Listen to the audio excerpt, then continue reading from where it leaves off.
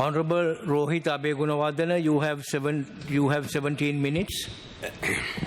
ගරු නියෝජ්‍ය කතානායකතුමනි, අද දවසේ විශේෂයෙන්ම අධ්‍යාපන උසස් අධ්‍යාපන සහ වෘත්තීය අධ්‍යාපන අමාත්‍යාංශයේ වැය ශීර්ෂය වෙනුවෙන් කතා කරන්න ලැබීම ගැන සතුටු වෙනවා. ඒ වගේම ගරු නියෝජ්‍ය කතානායකතුමා තවත් සතුටු වෙනවා ගරු අගමැතිතුමිය විෂය භාර අමාත්‍යතුමිය මේ සභාගබේ හිටියනම්. මොකද මම එහෙම කියන්නේ අද තමයි 20යි 25 වර්ෂය සඳහා නව අධ්‍යාපන ප්‍රතිසංස්කරණයක් නව වැඩපිළිවෙලක් ගැන කතා කරන වෙලාවේ අපි අහුම්කන් දුන්න එතුමියගේ කතාවට ඉතා හොඳ යෝජනා හොඳ අදහස් ඉදිරිපත් වුණා.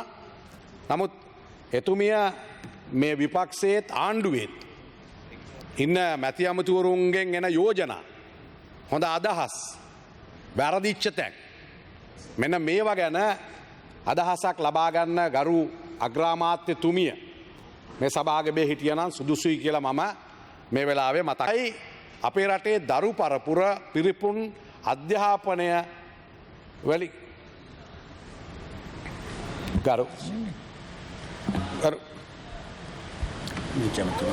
Honorable Deputy Minister, yes.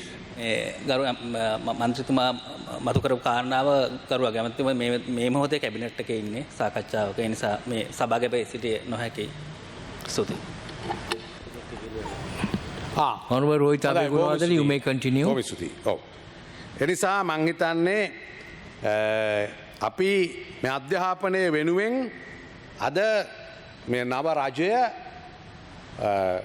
විශාල මුදලක් මේ අධ්‍යාපනය නගා සිටුම වෙනුවෙන් අප්‍රේල් මාසේ විතරයි සිංහල අවුරුද්දට ඉස්සෙල්ලා 10 වෙනිදා 8 වෙනිදා වෙනකොට ලැබෙන වැටුප Tamanට සැලකිය යුතු මුදල වැටුප ලැබෙනවාද කියන එක. ලැබෙන බව ඔබතුමාලා කියලා තියෙනවා. හැබැයි අර වැටුප් පැකට් එක අතට හම්බුනාම තමයි අන්න කියන්න පුළුවන් සතුටු වෙනවා කියලා. හොඳයි, බොහොම හොඳයි. ඔබතුමා ටියුෂන් එකක් දෙන එක ගැන මම සතුටු වෙනවා. ඇයි දන්නවද? කරු නියෝජ්‍ය අමතිතුමා දැන් මේ සියලු විදුහල්පතිවරු වෙනුවෙන් ගුරුවරු වෙනුවෙන් මහා පාරේ දුක් විඳපු නියෝජ්‍ය අමතිවරයෙක්. මහා පාරේ හිටපු අමතිවරයෙක්. එතුමාට හොඳට හුරුයි ලිප්ටන් වටරවුම. එතුමාට හොඳට හුරුයි කොටුවේ ස්ටේෂන් එක ළඟ නොයෙක් තැන්වල හුරුයි. එහෙම හිටපු අමතිවරයෙක් අද මේ සභාවට ආපු එක ගැන මම හෘදයාංගම සතුටු වෙනවා. ඇයි මින් ඉදිරියට වැඩ වර්ජන නැත. මින් ඉදිරියට ගුරුවරු පාරට බහින්නේ නැත. මින් අවශ්‍යතාවයක් නැත. මින් ඉදිරියට සියලුම මේ රටේ සමස්ත ගුරුවරු විදුහල්පතිවරු සතුටින් කාලා බීලා ඉන්න සමාජයක් බිහි කරලා තිනවා. හරි.